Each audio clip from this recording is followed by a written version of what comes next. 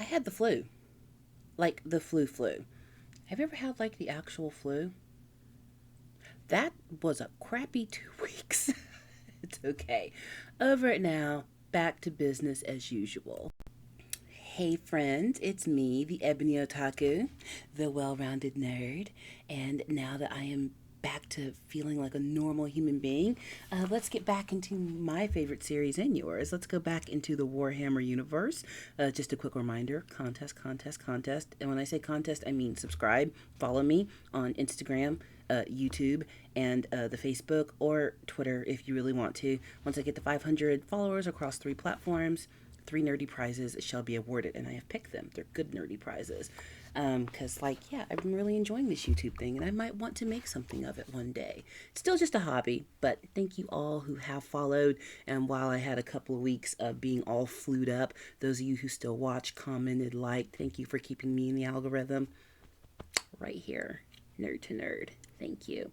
But let's get back into the world of Warhammer and specifically Fulgrim. So Fulgrim is an interesting character. We've talked a lot about him and those surrounding him. He is the Phoenician, the Primarch of the Emperor's Children, the perfect one. Eventually, the Angel Exterminatus, too. But that's a whole other book. And there's a reading from that somewhere on my channel in the Warhammer playlist. But Fulgrim is an interesting character because he ultimately seeks perfection. That's what's amazing about each of the Primarchs. They have one trait of humanity in them that is exaggerated, and that makes us connect to them. Because if they were truly perfect beings without flaw, we wouldn't care about them. We wouldn't be able to connect with them, understand them, want to know about them, or even understand their motivations. They were created to be demigods, but the key word there is demi. Not quite a god, close but no cigar.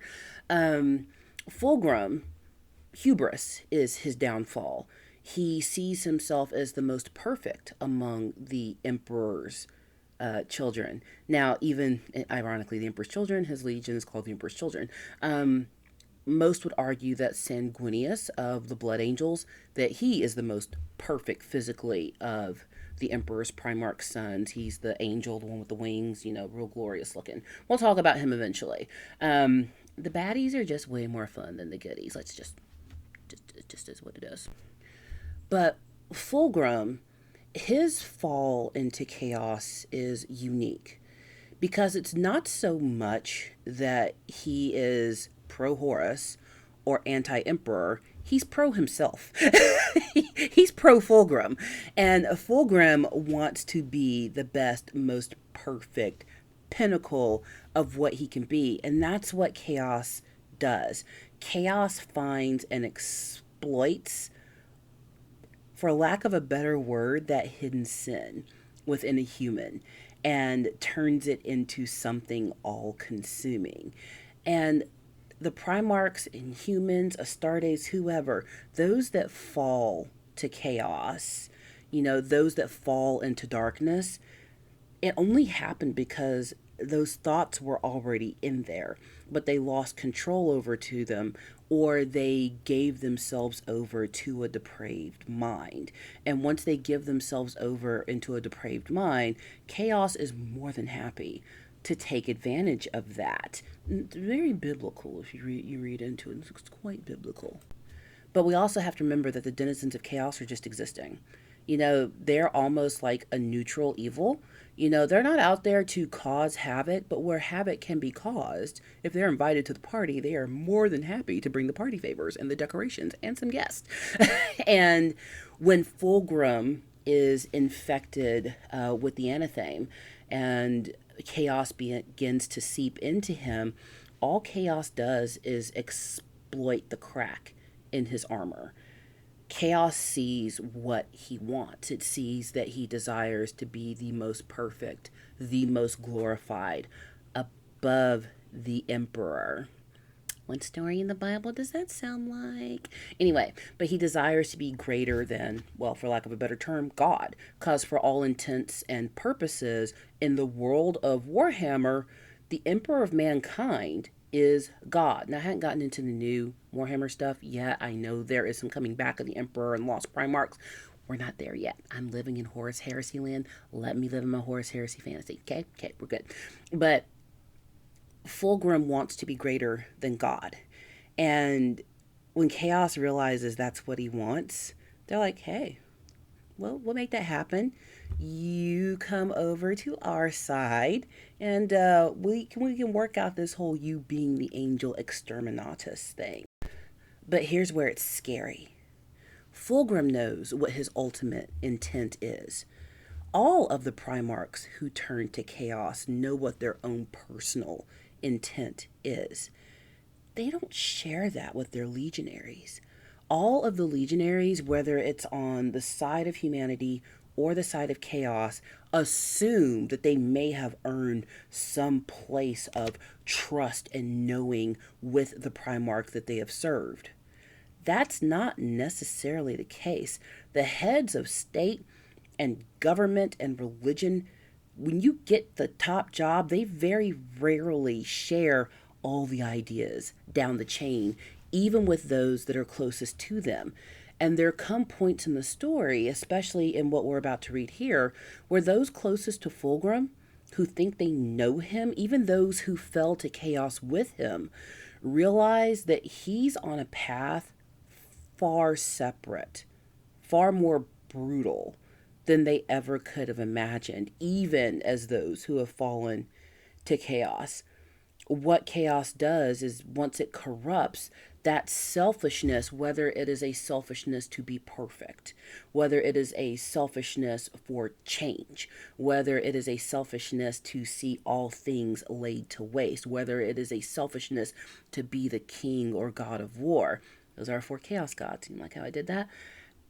Whatever it is, whatever that internal desire is, once it takes over, the Primarchs begin down their own path.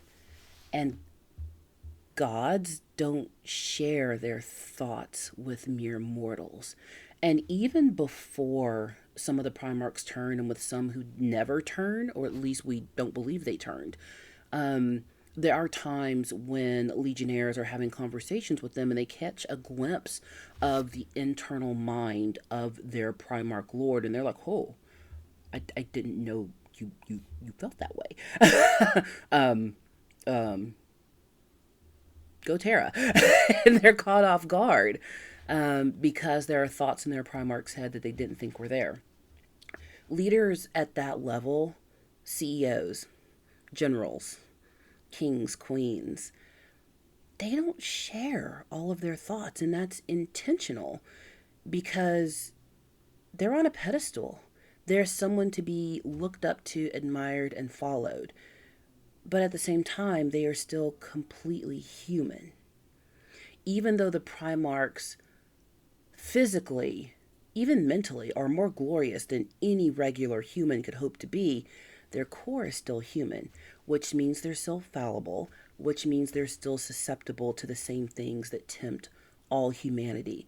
And when one is that high, all it really means is they have that much further to fall when the fall happens. The problem is the higher you go and the more people under you, the more people you take down with you when you fall. And that's what's happening at the point that we're going to look at in Fulgrim's story today. So I'm going to be going into part 5 of Fulgrim today, The Last Phoenix, and this is after he has reunited with his battle brother, his favorite Primarch. Each Primarch seems to have a bestie, and Ferris Manus and Fulgrim for years have been besties. They actually made weapons for each other, a beautiful hammer and a beautiful sword. Ended up having a fight. It's a whole thing. It's in another book. We'll read it one day. Traded weapons, sign of their brotherhood forever. Like, oh, it's a great thing. Well, Ferris Manus knows that Fulgrim has done lost the plot at this point, and he is heartbroken to see his closest battle brother given over to chaos, and even finding out that the War Master Horus himself has also fallen to chaos. So Ferris is dealing with a whole lot. Fulgrim, on the other hand, is like, well, I gave him the chance to join, so whatever. If he wants to pass up a good deal, look a gift horse in the mouth, he can go do that. Remember that on Fulgrim's fleets, there are also a lot of remembrancers, which is unique among the legions. All of the legions are supposed to be taking remembrancers from Terra, artists, basically, poets, sculptors, writers, composers, whatever their art is, the best of the best, in order to, take note of all of the great things that the Emperor's legions do. Some of the legions are very welcoming, and some of them are like, you stay over there in the corner, useless human. You're just gonna get in the way. Fulgrim and the Emperor's children, being as vain as they are, and just they have the most opulent ships out of all the legions, they are all about the Remembrancers being on their ships.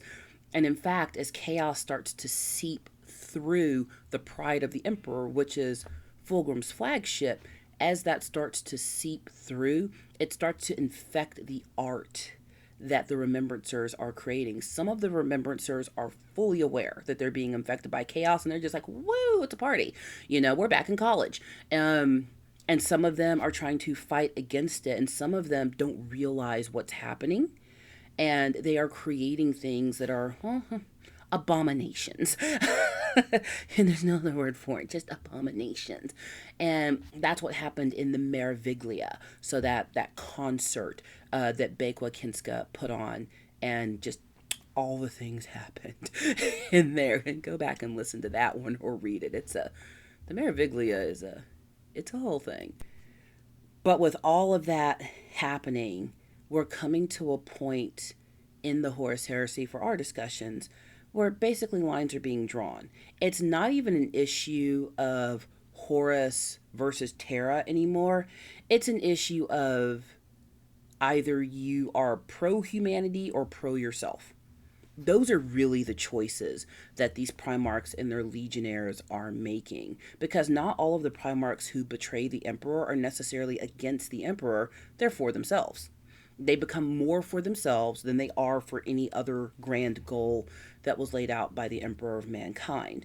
And that's what is coming to terms at this point in the book that we're going to read from today. So all of that explanation rambling out the way, let's get to. Fulgrim by Graham McNeil. Visions of Treachery. Part 5. The Last Phoenix. From Chapter 21. Vengeance. The Price of Isolation. The Prodigal. Death-Marked Love.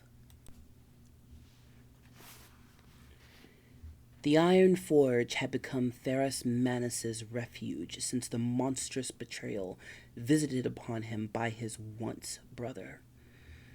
Its gleaming walls were cracked, the Primarch's hurt reaching out to destroy the things he held dear in fury at the treachery given voice here. Gabriel Santar stepped over weapons and armor strewn across the floor.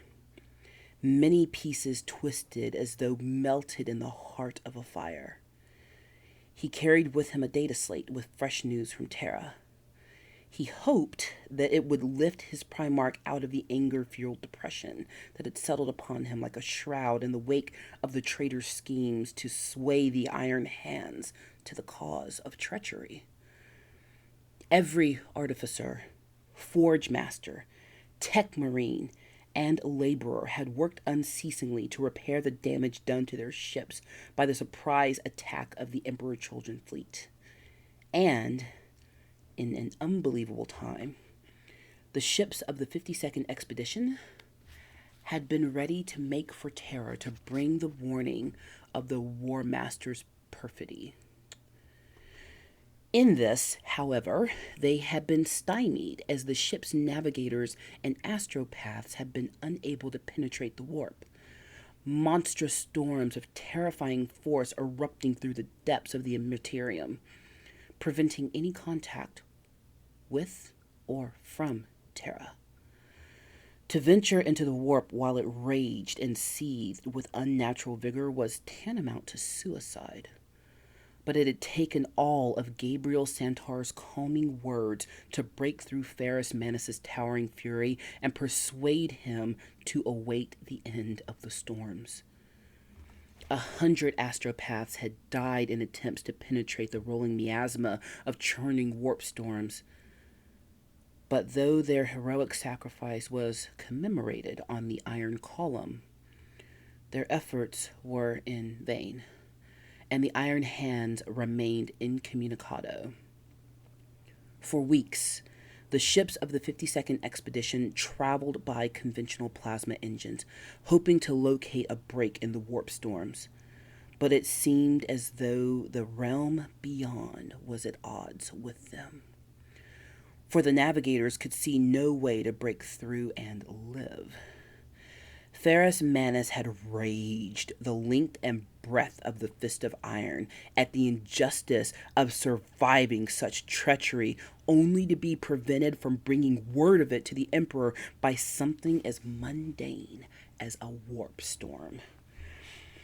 When Astropath Sistor had brought word that his surviving choristers were at last receiving faint messages hurled out across the stars, the news had been greeted with great joy, until they had been deciphered and transferred to command logic engines.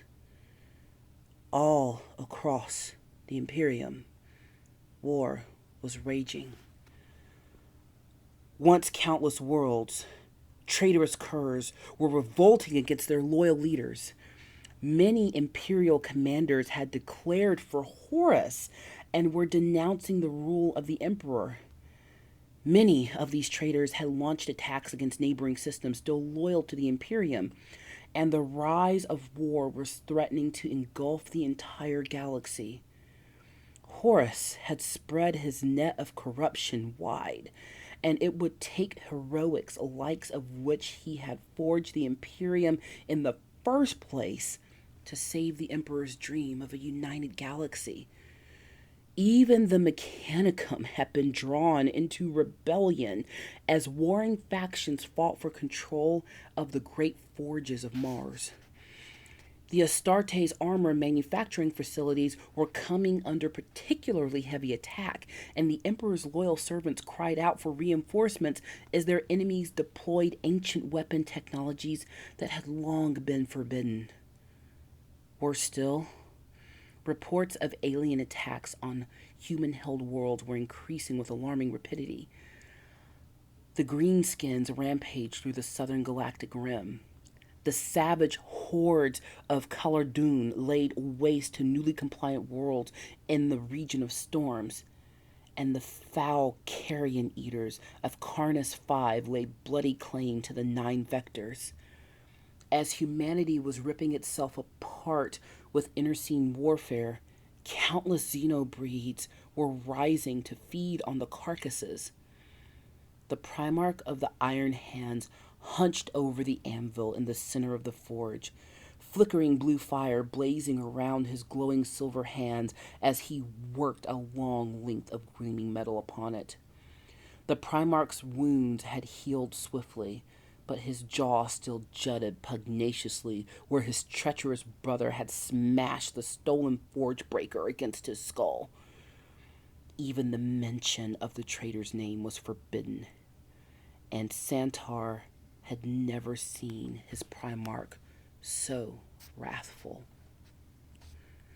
Santar knew himself lucky to be alive, the grievous wound inflicted by the first captain of the Emperor's children having torn through his heart, lungs, and stomach.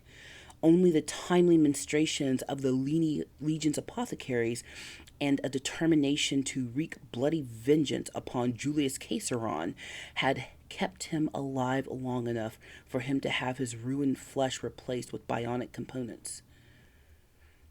The grim figure of Astropath Sistor followed behind him, robed in cream and black and clutching his copper staff in a white-knuckled grip. The telepath's gaunt features were unreadable in the flickering firelight of the forge, but even one as dulled to psychic vibrations as Santar was could sense his concern. Ferris Manus looked up as they approached, his grim, battered face mask of cold iron and anger.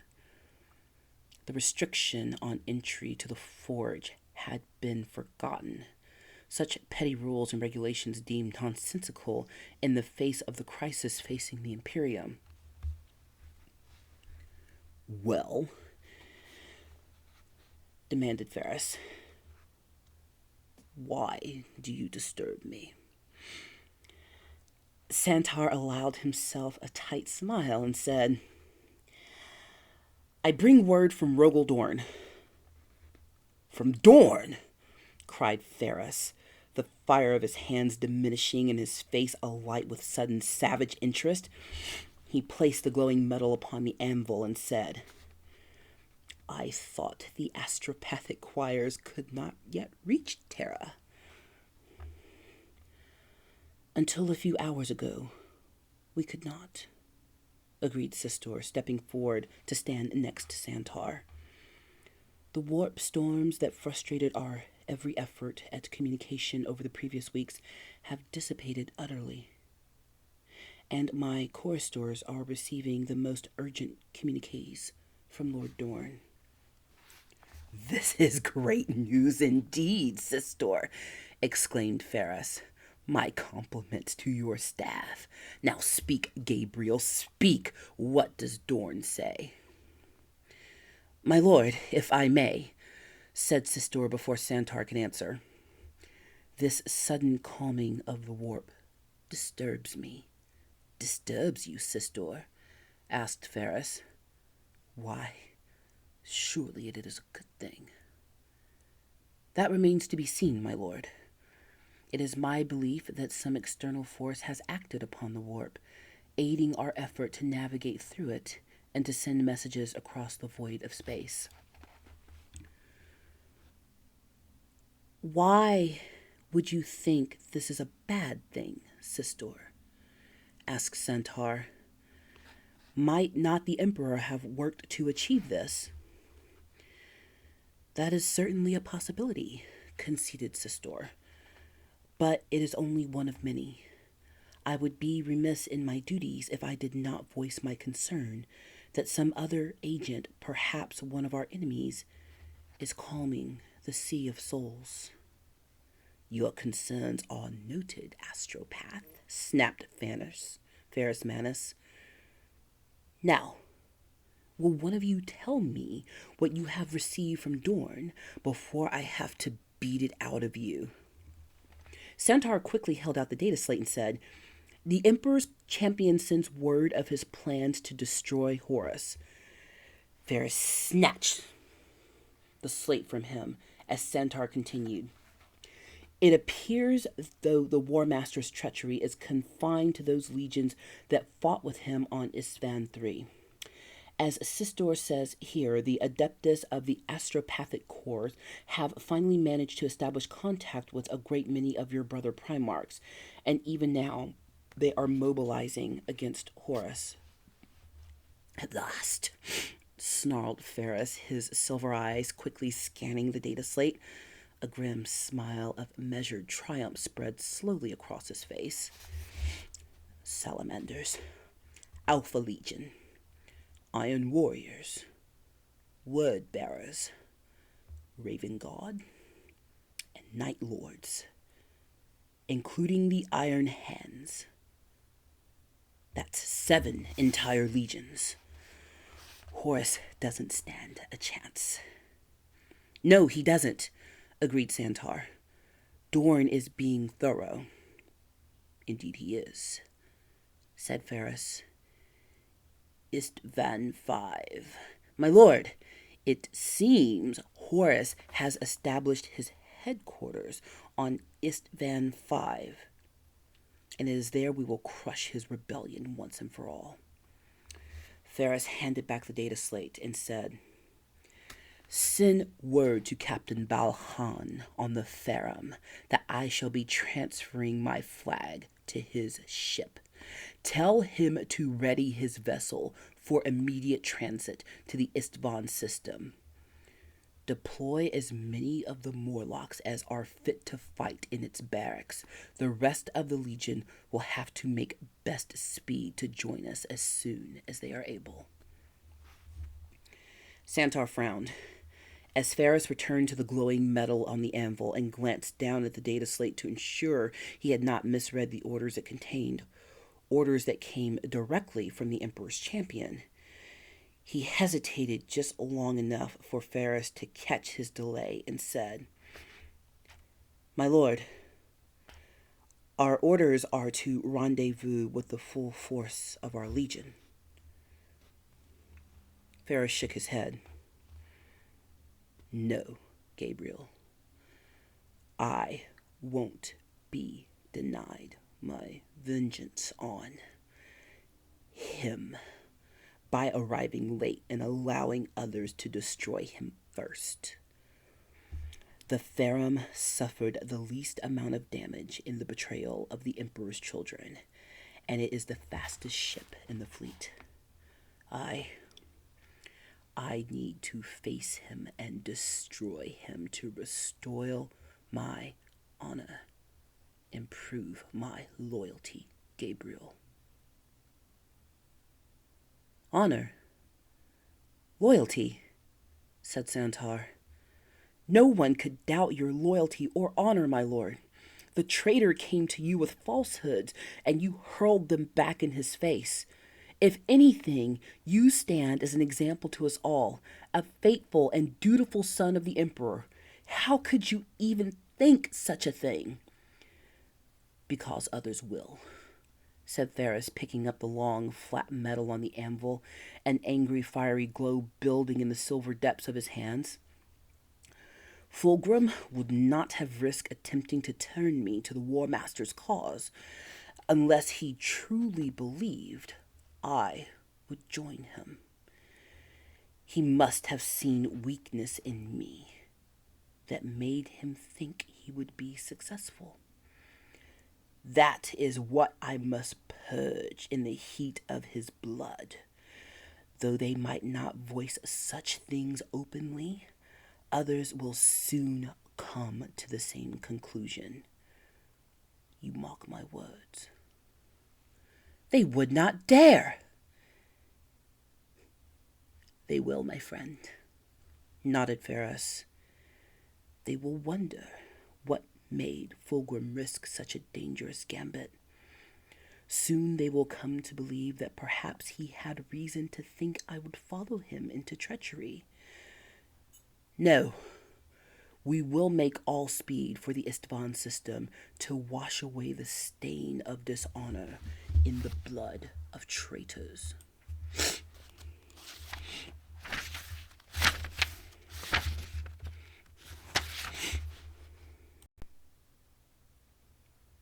So let's understand what has happened here. This is really interesting. So Ferris, and I'm going to read a little bit more out of this chapter, but Ferris has had an encounter with Fulgrim. Fulgrim tried to turn Ferris to the side of the War Master and Chaos, and Ferris Manus rejected him. They had a big old fight, about killed each other, but both escape alive. Probably a mistake. Someone should have died. That's the only way to end fights like that. Ferris is wounded on several levels. One, Fulgrim was his closest brother, but he's realizing, as we said before, there are things about his brother he never knew. He didn't know his brother had it in him to fall to chaos, and now he's like, what did he see in me that he thought I would fall to chaos? But there's the rub. He's gotten direct orders from Terra and from Rogel Dorn, who has now basically replaced the War Master and is leading the Emperor's legions to fight against those who would try to overthrow the Emperor. He's been given direct orders, rally with the rest of the Legion. And he's going after Fulgrim. That's what he wants to do, because he feels he has to prove his loyalty to the Emperor. Proving his loyalty to the Emperor would mean go do what you were told. But you're going to run off in that direction first and probably get yourself killed. You know?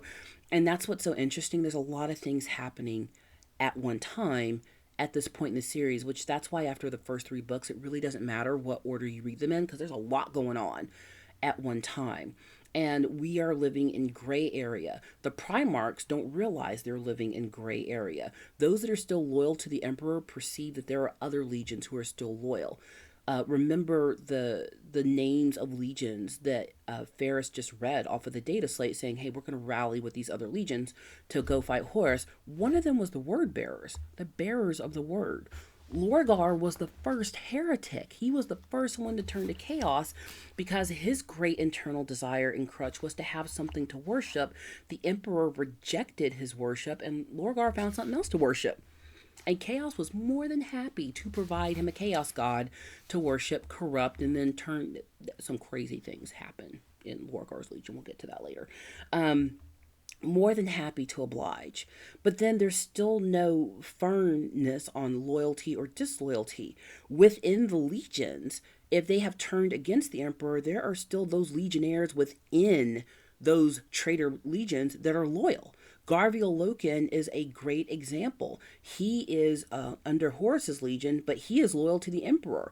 And he fights against and eventually makes his way out of one of the great battles to take word to Terra. Look at the flight of the Eisenstein. Those are legionnaires and members of the army who are for Terra and the Emperor. They were part of the Iswan massacre. They're trying to hightail it out of there on the ship, the Eisenstein, and get back to Terra and tell them what's happening. And on the other side, if you get through some of the other dramatic readings and books that are out there through the Black Library, we learn that there are some legions whose loyalty is unquestioned, but we find out that there are legionnaires within those legions who personally have turned to the side of the War Master and Chaos. There is no absolute. Everyone should be questioning everyone at this point. I think only Malcador the Sigillite really understands where everyone's brains are at any given point, even better than the Emperor. Fight me on that later. But with all of that is happening, Ferris Manus cares most about proving that he's not Fulgrim. But ironically, in proving to himself that he's not like Fulgrim, he's letting that hubris that is Fulgrim's downfall take over because he has to prove that he's not him. But Fulgrim wouldn't have gone and followed the orders of Rogel Dorn and Terra. That's what Ferris should have done. But he's commiserating, he's lost, and because even though he's a demigod, he's a Primarch, he's still human. And that human side is being exploited, and that's all Chaos needs. It just takes a little crack in the armor for evil to seep in, and it happens without them even realizing it. Now, I'm going to read another portion from this chapter because, Ferris Man is, licking his wounds and commiserating. Well, our friend Fulgrim has some thoughts after this as well and does some wandering around his ship and has an interesting encounter with a remembrancer. So, shall we continue? It took an effort of will not to approach the statue. And Ostian had deliberately... I'm going to restart that. 1 second. It took an effort of will not to approach the statue, and Ostian had to deliberately place the file on the battered metal stool next to him. Part of what made an artist great was knowing when something was finished, when it was time to put down the pen, the chisel, or the brush and step away from it. The work belonged to the ages now. And as he looked up into the helmeted eyes of the master of mankind, he knew that it was finished. Towering above him, the pale marble was flawless. Every curve of the Emperor's armor rendered with loving care to exactly replicate his majesty. Great shoulder guards with eagles rampant famed and tall helmets of ancient design, topped with a long horsehair crest of such fine carving that even Ostian expected it to ruffle in the cool air fluttering in the papers and the dust around him. The great eagle on the Emperor's breastplate seemed as though it might burst from his chest, and the lightning bolts on his greaves and braces exuded a raw power that energized the statue with a fierce anima. A long curving cloak of white marble spilled down the back of the statue like a cascade of milk, and the Emperor's stature was such that he felt sure the master of the Imperium might deign to look upon it in a moment of pleasure to see his image rendered so. A wreath of gold set off the paleness of the marble, and Ostian felt his breath catch at something amazing as it took flight within him at the statue's perfection. Ostian had been called many things in his career, a perfectionist, an obsessive. But to his way of thinking, it took obsession and a quest for the truth of details for an artist to be worthy of the name. Since receiving the block, the carving had taken him the best part of 2 years, his every waking moment spent working on the marble or thinking about the marble. Quick work by any method of measurement, but when placed against the final outcome, it was miraculous.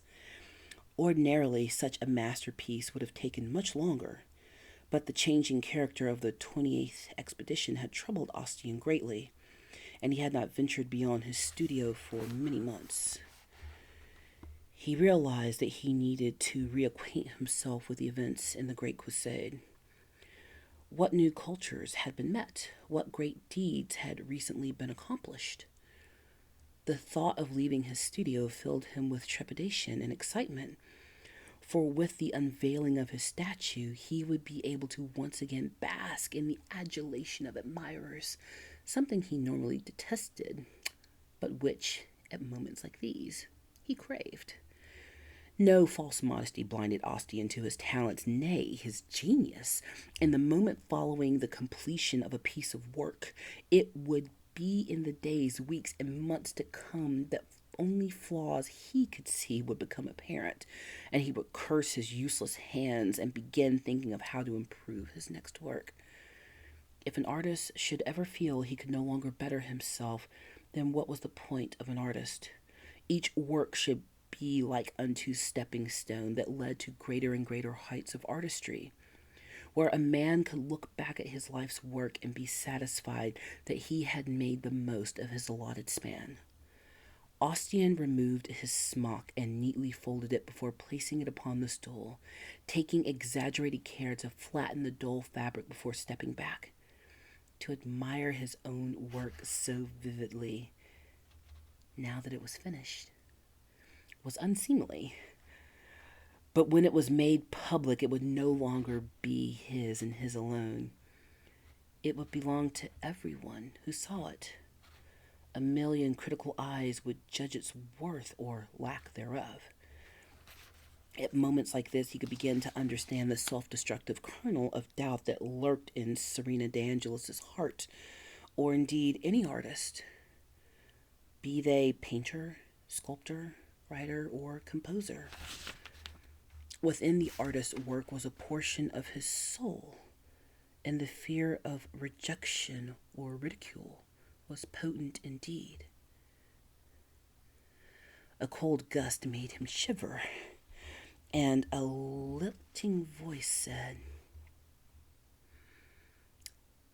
"You have certainly captured him." Ostian jumped and spun around to see the terrifying, beautiful form of the Primarch of the Emperor's children standing before him. Usually the Phoenix Guard was absent, and Ostian found himself beginning to sweat despite the coolness of his studio. "My lord," he said, dropping to one knee, "forgive me. I did not hear you enter." Fulgrim nodded and swept past him, swathed in a long purple toga, embroidered with dazzling silver wrapped around his powerful physique. The golden hilt of a sword protruded from beneath the toga, and a crown of barbed laurel sat upon his noble brow. The Primarch's face was rendered doll-like by the application of thick, white grease paint and brightly colored, overpoweringly scented inks around his eyes and lips. What the Primarch hoped to achieve with his facial embellishments, Ostian did not know, but unless it was to appear vulgar and grotesque, it had failed completely. Like one of the theatrical performers of old Earth, Fulgrim carried himself with regal authority. He waved Ostian to his feet as he stopped before the statue, his expression unreadable beneath the layers of paint. I remember him like this, said Fulgrim. Ostian heard a note of sadness in the Primarch's voice. That was many years ago, of course. He looked like this at Olenor, but that's how I remember him on that day. He was cold then, aloof even. Ostian rose to his feet but kept his eyes averted from the Primarchs lest he see disquiet at his appearance. His earlier pride in the statue vanished the instant Fulgrim looked upon it, and he held his breath as he waited the Primarch's critical opinion. Fulgrim turned to face him, his grotesque mask of grease paint and oil cracking in a smile.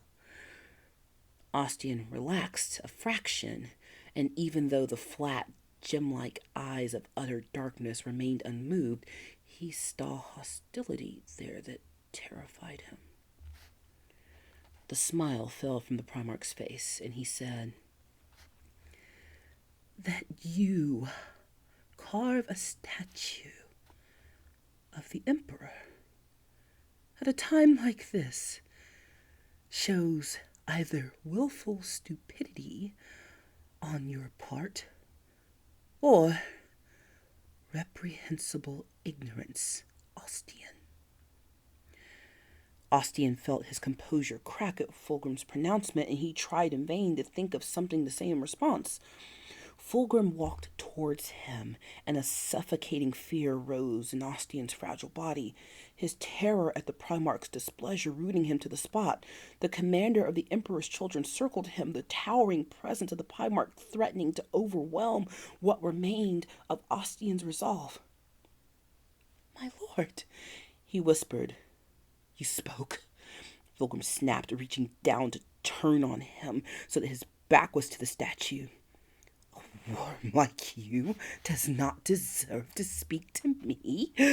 You who told me that my work was too perfect creates work such as this, perfect in every detail. Perfect in every detail but one." Ostian looked up into the black pools of the Primarch's eyes, but even though in his terror he saw a tortured anguish that transcended his own fear, a conflicted soul at war with itself, he saw the lust to do him harm and the desire to beg his forgiveness in the depths of his Primarch's eyes. "My Lord Fulgrim," Ostian said through tears that spilled freely down his cheeks, I do not understand." "No," said Fulgrim, advancing toward him and forcing him to step by step towards the statue. "You don't, do you? Like the Emperor, you have been too enraptured by your own selfish desires to pay any mind to that which goes on around you. Remembrancers vanished and friends betrayed.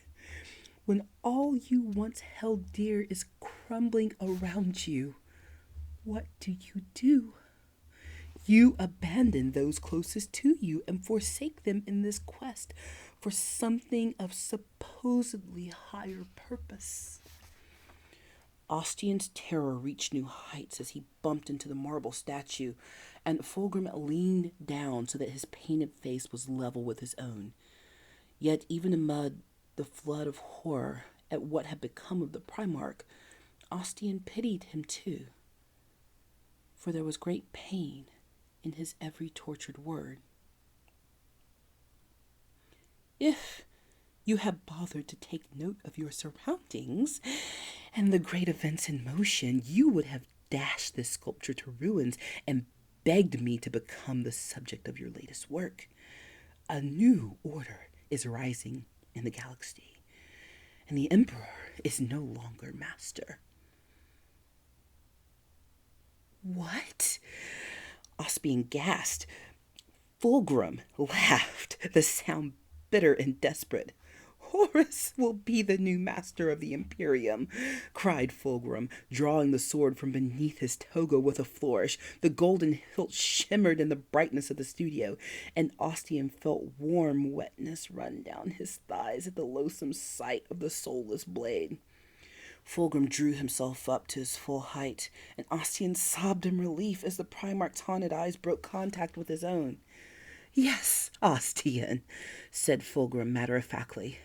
For the past week, the pride of the Emperor has been in orbit over Istvan V, a bleak and blackened world of no particular note, but one which will go down in history as a place of glorious legend. Ostian fought to control his breathing as Fulgrim circled behind the statue, and he sagged against the cold marble.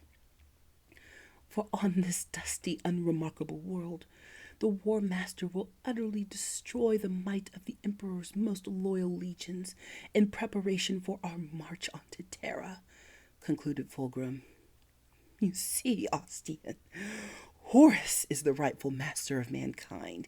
He is the one who has led us to triumphs undreamt of. He is the one who has conquered 10,000 worlds, and he is the one who will lead us in conquest of 10,000 more. Together we will cast down the false emperor. Ostian's thoughts tumbled over one another as he struggled to come to grips with the enormity of what Fulgrim was suggesting. Betrayal dripped from every word, and Ostian was suddenly and horribly confronted with the fact that he was paying the price for his isolation. Shutting himself off from events simply because he did not care for them had led to this, and he wished he had taken time to... Your work is not yet perfect, Ostian, said Fulgrim from behind the statue. Ostian tried to frame a reply when he heard the horrific scraping sound of metal on stone.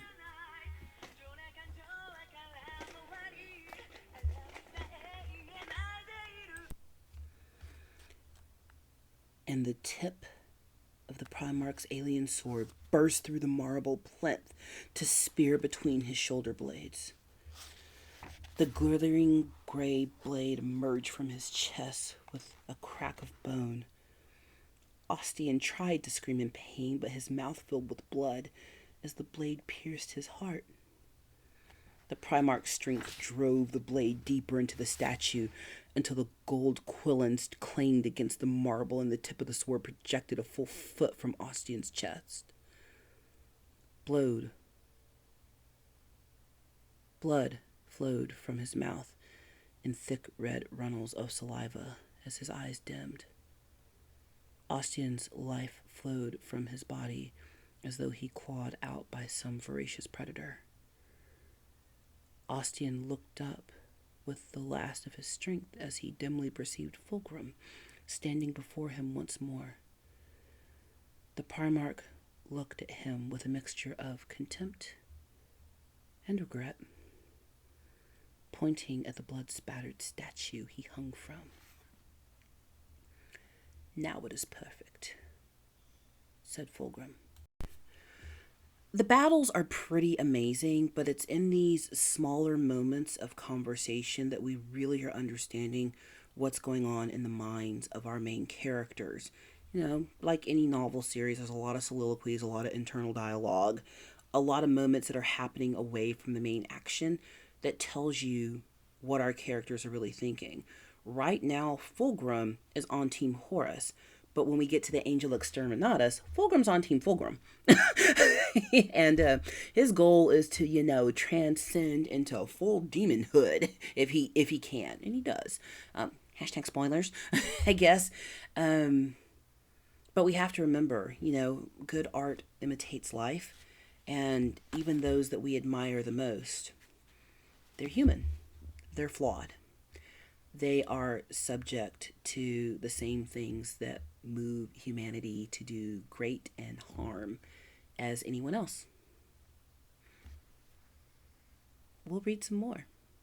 Comment down below what else you'd like me to get into. I had a whole thing recorded to start Rui's Royal Love in the Palace, in depth, and I was so proud of myself. But the audio was off on the entire video and I could not fix it, so I have to do it all over again. But I'm going to get back into it. Let's see if I can remember everything I said, because I felt like I waxed pontifically in that one. But anywho, I will see you in the next one.